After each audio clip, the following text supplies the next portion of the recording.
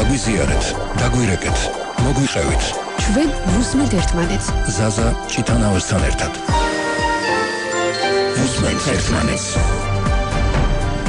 დღევანდელი გადაცემის მთავარი თემა არჩევნები და სახელისუფლებო რესურსები. ინტერაქტივი შეკითხვა ასეთია: როგორ ფიქრობთ, ექნება თუ არა ხელისუფლებას ცდუნება გამოიყენოს სახელისუფლებო რესურსები? თქვენს მოსაზრებას ველოდებით ტელეფონის ნომრებზე 292 11 88 ან 292 11 99. ასევე შეგიძლიათ გამოგიგზავნოთ მოკლე ტექსტური შეტყობინება ნომერზე 91778. გაგვიზიარეთ, დაგვირეკეთ, მოგვიყევით.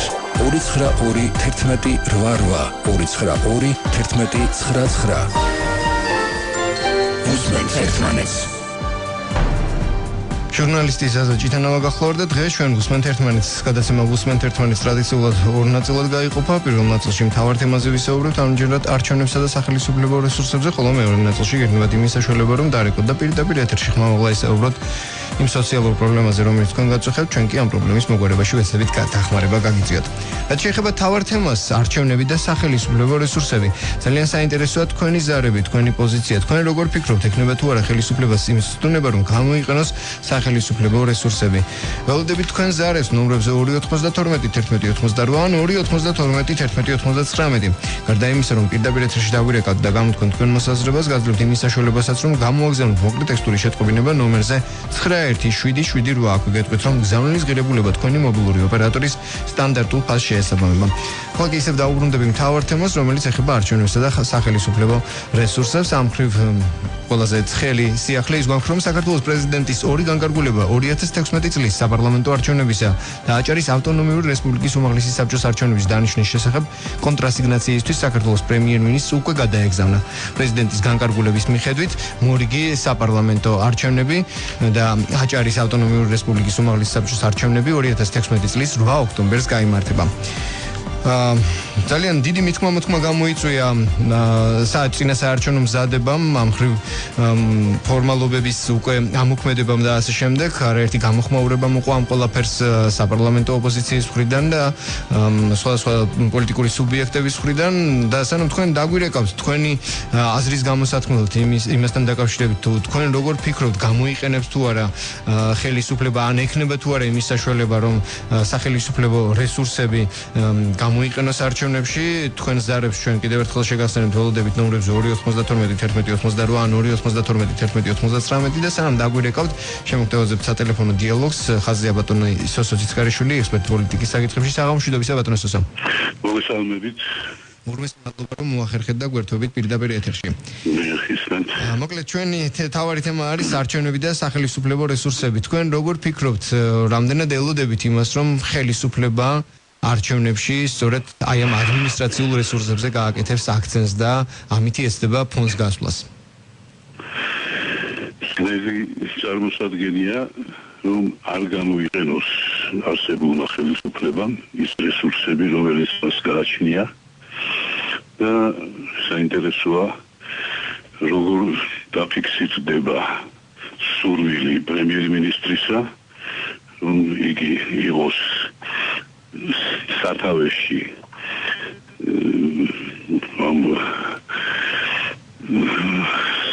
საპარლამენტო სიის, ისე რომ არ გადადგეს თანამდებობიდან და პარალელურად იყოს ჩართული საარჩევნო კამპანიაშიც და თანაც მართოს არა მხოლოდ მთავრობა, არამედ პრაქტიკულად მთელი ქვეყანა.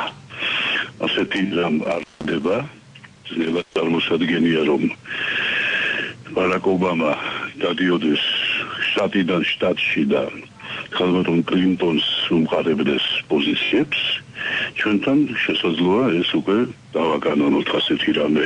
პრინციპში ეს ჩვენთან ახალი არ არის. წლების განმავლობაში საკუთრებელია, ხო, ეს ნოუ-ჰაუ არ არის, მაგრამ კანონის სახე ამას არ ქონდა. ეს იყო სრულიად არაკანონიერი ქმედებები, მაგრამ ის რაც არ შეიძლება და ამიტომ იყო ეს უკანონო და მიუღებელი საზოგადოებისთვის აკანონება ახლა ამ მიუღებლობის მიგვანიშნებს მხოლოდ იმაზე, რომ რეალურად ერთპარტიული ხელისუფლება დღეს საქართველოში ერთი პარტია მისი რეალური ნათლია განაგებენ არა მხოლოდ ქვეყანას, არამედ ჩვენს კანონმდებლობასაც. ასაგებია. საპარლამენტო არჩევნების, იგივე საპრეზიდენტო არჩევნებისთვის ხშირად იყო, უკვე ჩვენ ამას მიჩვეულები ვაქვს ფაქტობრივად ედვარდ შევარდნაძის ეპოქიდან მოყოლებული, რომ ყოველთვის ოპოზიციური ძალები აქცენტს აკეთებდნენ იმასზე, რომ სამთავრობო ძალები, პოლიტიკური ძალები იყენებენ ადმინისტრაციულ რესურსს, სახელმწიფო რესურსს და მათი მხრიდან ყოველთვის იყო ამის უარყოფა. თუმცა მიუხედავად იმისა, რომ ამის თვალსაჩინო მაგალითები არაერთი ყოფილა, ასე ვთქვათ, ეს არანაირად არ მოქცეულა სამართლის მხრიდან პასუხისგებლობა ამაზე არასდროს არ ყოფილა ისეთი მასშტაბით, რომ მე ეს არ განმეორებულიყო ან ასე შემდეგ. მას შემდეგ რაც ხშირად საუბრობდნენ იგივე სააკაშვილის ეპოქაში, რომ იყენებდნენ ამ ადმინისტრაციულ რესურსს სამთავრობო ძალები, ამ თემაზე ხშირი იყო საუბარი ყველა ძალიდან, არასამთავრობო ორგანიზაციებიდან, პოლიტიკური ორგანიზაციებიდან. თითქოს გავიარეთ რაღაცა წლები და უნდა გავზრდილიყავით და ამ თემაზე ასეთი საუბარი ამ მასშტაბით არ უნდა ყოფილიყო. ანუ თქვენი შეფასებით დიდად არაფერი შეცვლა და ახლობით ისევ იგივენაირად იქნება შესაძლებლობა გამოიყენონ ის რასაც ეწოდება ადმინისტრაციული და სახელმწიფო რესურსი. არანაირი პროგრესი ამ მხრივ არ გვექნება. პროგრესი არის მხოლოდ ის, რომ საკუთარ თავს მინისტრები აღარ თვლიან ასეთ რესურსად და ამბობენ რესურსი არის მანქანა, რესურსი არის ბენზინი, მაგრამ რატომღაც თვითონ არ სურთ რომ იყვნენ რესურსი, მაგრამ რეალობას ვაკვირდებით ხოლმე ტელეეკრანებზე, როდესაც რაიმე რიგგარეშე არჩევნები არის ხან ერთ ქალაქში, მეორე ქალაქში, მთელი მინისტრთა კაბინეტი დგას ერთად სამხედრო ესეთი დაალაგებული ფორმით და ყველანი რომ დგანან და ერთ ადამიანს უჭერენ მხარს, რომელსაც სხვადია კონკურენტი გააჩნია და მას ასეთი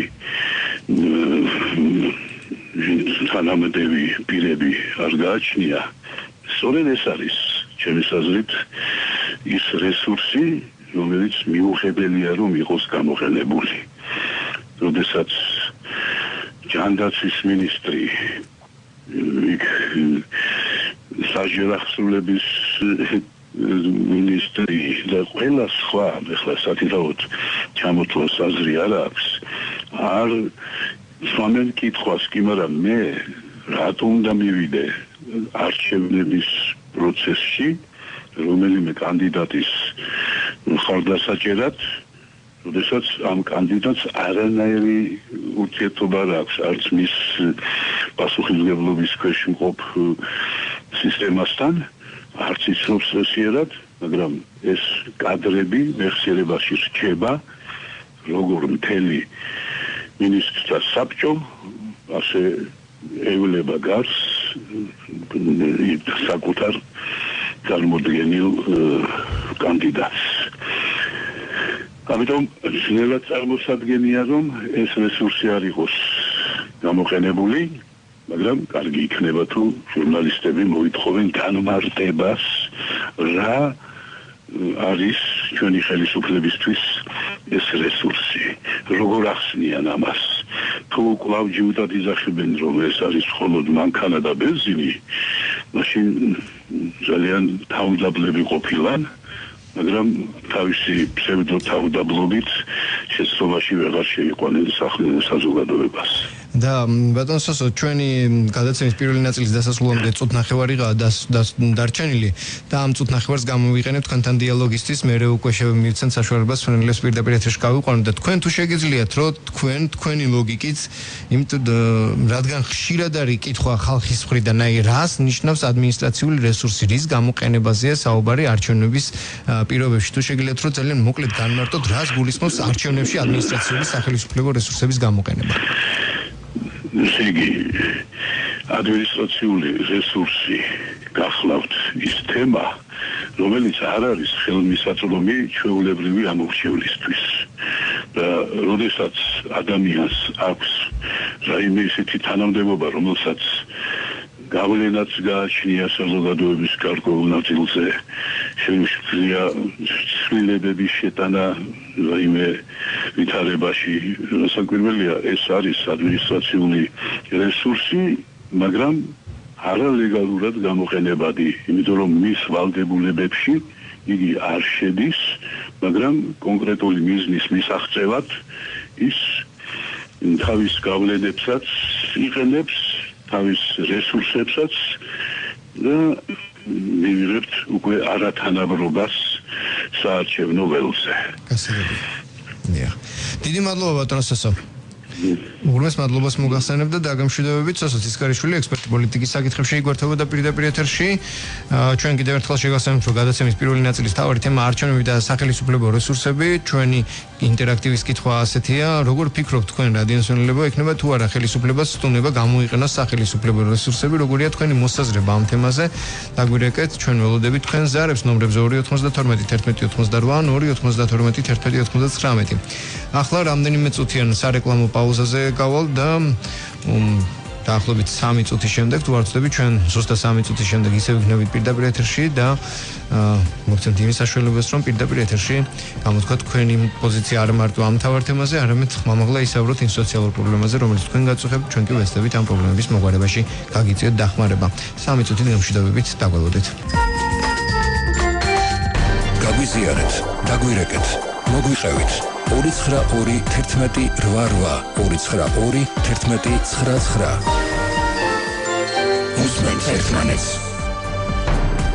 Hello, პირდაპირ ეთერშია გადაცემა უსმენთ ერთმანეთს, ჟურნალისტი ზაზა ჭიტანავა გახლავართ და დღეს ჩვენ უსმენთ ერთმანეთს.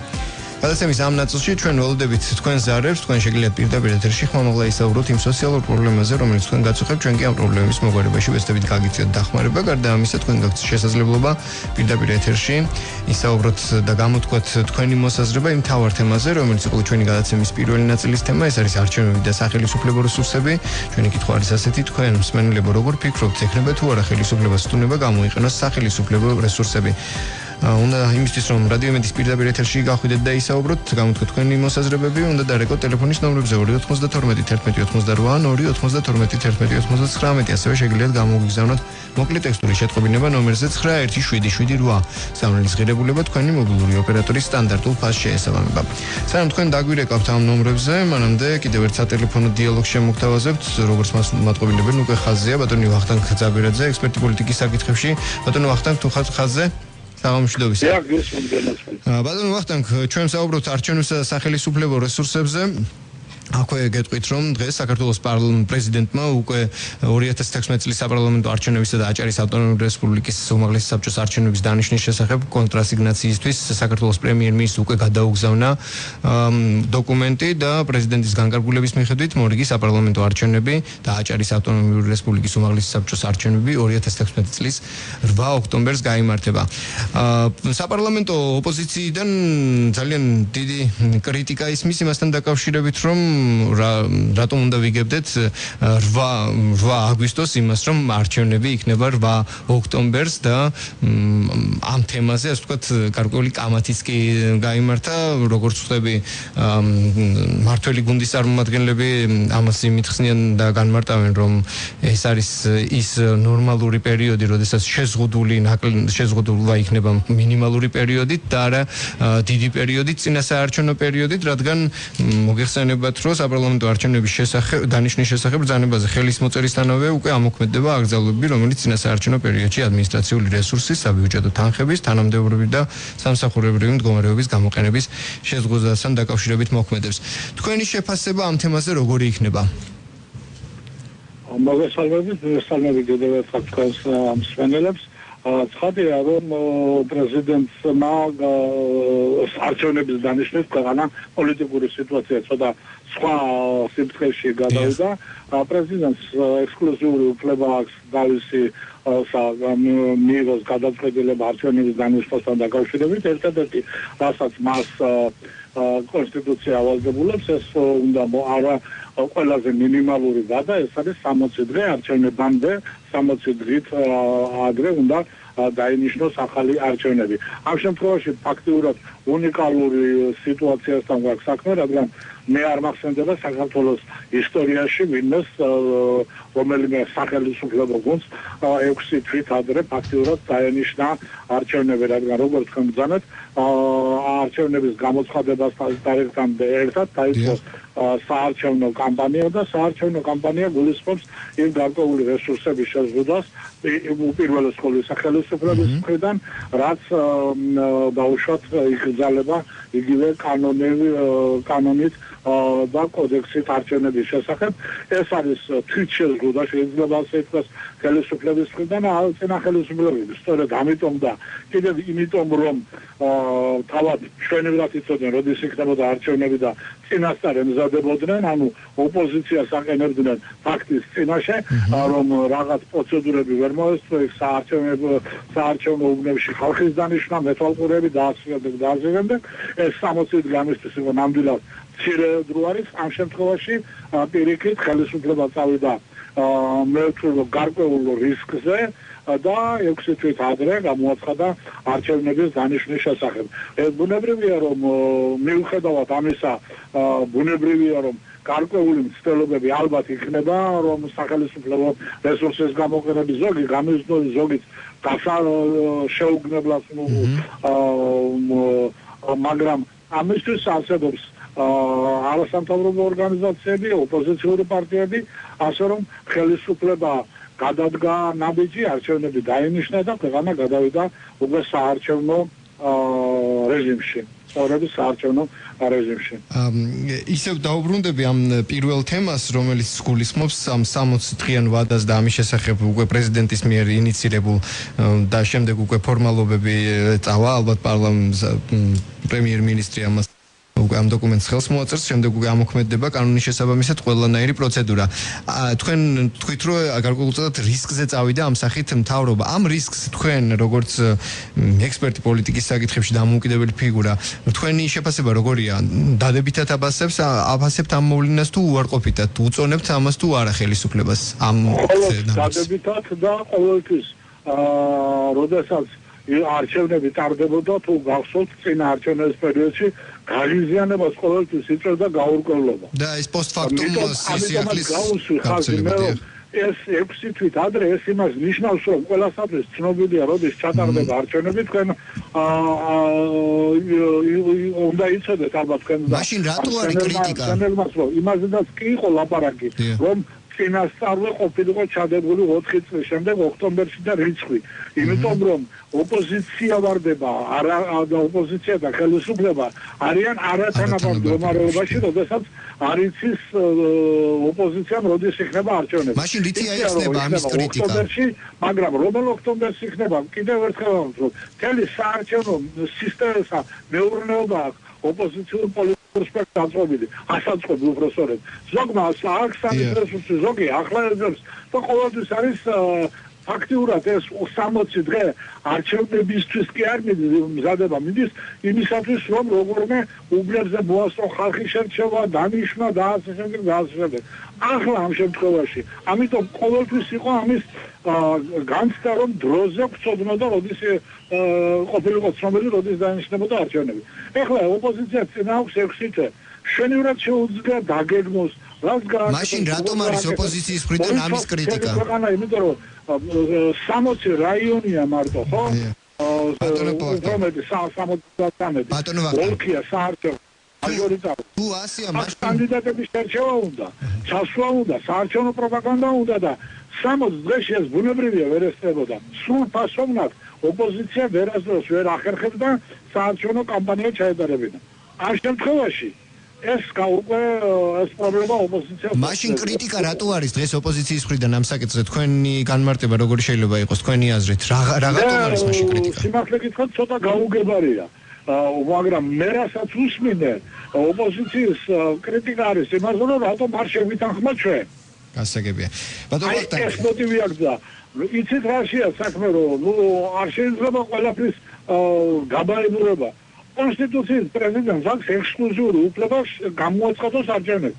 თუ უნდა და ახლა თუ კეთილდება იქნებოდა ან რაღაც ამასაზრებით შეიძლება ეს საკითხი პრეზიდენტს გაევლო მაგრამ ახლა თუ არ შეუთანხმა რა პრობლემაა ახლა არმესის და აი რას უხარეს არმესის ბატონო ერთ კითხვასაც დაგისვამ და შემდეგ უკვე დაგამშვიდობებით თქვენ როგორ ფიქრობთ რამდენად აქვს იმის შესაძლებლობა მას შემდეგ რაც იგივე წინა მთავრობის პერიოდში მიხეილ სააკაშვილის პრეზიდენტობის ეპოქაში ყოველ არჩევნებზე ყველა აბსოლუტურად ამაზე წუწუნებდა ამაზე აკეთებდა აქცენტს ამას აპროტესტებდა აკრიტიკებდა რომ მთავრობა იყენებს სამთავრობო რესურსებს. ამას ჩვენ მიჩვეული ვართ ედუარდ შევარდნაძის ეპოქის მხრიდან სამწუხაროდ.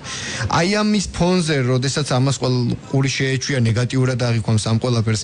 ამის ფონზე ამ არჩევნებში როგორ ფიქრობთ, ექნება თუ არა იმ დოზის შესაძლებლობა ამ მთავრობას რომ გამოიყენოს ადმინისტრაციული სახელისუფლებო რესურსები, რაზეც თქვა ხშირად აკრიტიკებდნენ წინა პერიოდის მთავრობის წარმომადგენლებს არჩევნების პერიოდში.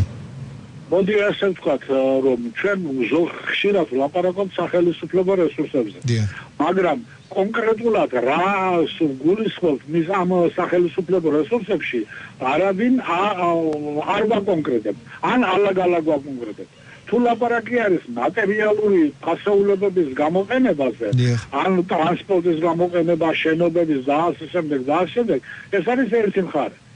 რომელიც ჩემი აზრით არც ისე მნიშვნელოვანი არის, მაგრამ რომლის აღმოჩენა და გააზრება უფრო ადვილია ოპოზიციის მხრიდანაც და არასამთავრობო მხრიდანაც.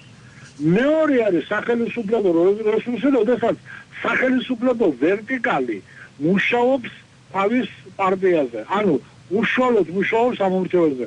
გულისხმობ არა მოსყიდებს, არამედ ასე ვთქვათ ჩრდილოვან აგიტაციას. ჩრდილოვან, როდესაც იყენებენ აი ამ რესურს დაუშვათ იგივე სკოლებში, ექიმებში, სამხედრო დაწესებულებებში და ასე შემდეგ. ეს უფრო მნიშვნელოვანია და ჩემი აზრით აი ეს არის ყველაზე მნიშვნელოვანი. თუმცა მე რაც აქამდე გამიგონია და რასაც პრობლემებს სვამენ, ყოველთვის არის უფრო მატერიალური რესურსი, რომ ხელისუფლებამ გამგეობის შენობა გამოიყენა ამისთვის, რომ იქ თეატრის შენობა გამოიყენა, მანქანებით გადაადგილდებოდნენ და ასე შემდეგ. აი უფრო ეს ვფიქრობ, რომ ხელისუფლება გარკვეულწილად მართლად, მაგრამ მაინც ეცდება გამოიყენოს გარკვეულწილად სახელმწიფო რესურსები და გამოიყენოს იმდენს, რამდენის საშუალებასაც მიცემს ამას ოპოზიცია. ამიტომ ოპოზიცია და სამთავრობო სექტორი უნდა იყოს ძალიან მობილიზებული და უნდა იმუშაონ მაქსიმალურად, რომ ხელისუფლებას არ მიცემ ამ სახელმწიფო რესურსების გამოყენების საშუალება. მხედველობაში მაქვს უფრო ჩრდილოვანი ზემოქმედება სახელმწიფო სტრუქტურებში დასაქმებულ და სახელმწიფო სტრუქტურების დაქვემდებარებულ უწყებებზე, ვიდრე დაუშვათ ტექნიკური და მატერიალური მხარე. გასაგებია. უღრმეს მადლობას მოგახსენებთ ბატონო ვახტანგ. დიდი მადლობა ვახტანგ ზაბირაძე, ექსპერტი პოლიტიკის საკითხებში გვერდებოდა პირდაპირ ეთერში და როგორც მათყობინებენ რამდენიმე წუთია გველოდება მსმენელი ხაზზეა, ახლა პირდაპირ მას მიცეთ საშუალება რომ გამოდგოს თავისი აზრი პირდაპირ ეთერში თუ თქვენ ისევ ხაზზე ხართ, საღამომშვიდობისა. პირველ რიგში უკაცრავად რომ გალოდინებთ და გისმენთ. ბატონო ზადა, რაც შეეხება არსებულ საკითხს შეიძლება ითქვას რომ ხელისუფლებას რა არ გამოუყენებია თავის სასარგებლოდ მოსახლეობისგან განსხვავებით.